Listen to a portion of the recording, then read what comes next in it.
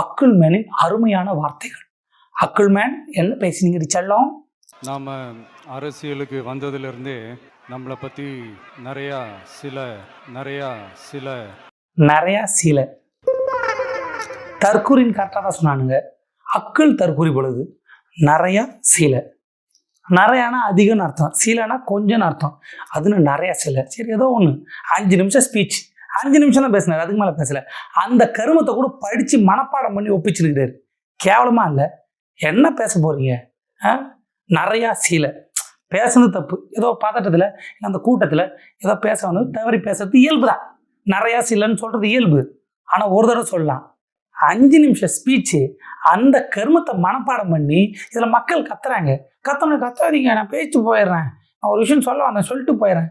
நான் சொல்ல, அவர் சொன்னார், அக்குள்மேன் சொன்னது. ஒரு சின்ன விஷயம் நான் சொல்லிட்டு போயிடுறேன், கொஞ்சம் சைலண்டாக இருங்க ப்ளீஸ். சின்ன விஷயம் சொல்லிட்டு போயிடுறாரு. சின்ன விஷயம் சொல்லிட்டு போகிறாரு. ஏதோ சின்ன விஷயம் 5 நிமிஷம் பேசுகிறாரு. இப்போ இதுக்கு முன்னாடி நிறையா சீலைன்னு தப்பாக பேசாது, யதார்த்தமாக வாயில் வந்துருச்சு. இப்போ மாற்றி பேசணும்ல, சரியாக பேசணும்ல. நீங்கள் அந்த வீடியோவை பாருங்கள், அசிங்கமாக இருக்கும்.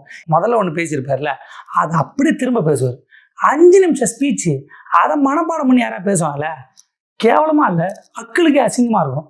அந்த அக்கள் கேள்வி கேட்கும், எதுக்குடா இது அப்படிதான் இருக்குது. என்ன பண்ணுறது? ஒரு 5 நிமிஷம் ஸ்பீச்சு, அதை கூட மனப்பாடம் பண்ணி அப்படியே அச்சு பிசறாமல் திரும்ப அதே வார்த்தையை சொல்லுவார். கேவலமாக இருந்துச்சு, பார்க்கறதுக்கே அசிங்கமாக இருந்துச்சு. அதை வருச்சுண்ணா, உன்னால் தான் இப்படிலாம் நான் பேசுகிறேன். என் தலைவன் அப்படிலாம் பேசுனதே இல்லை, என்னை பேச வச்சுடா பாவி.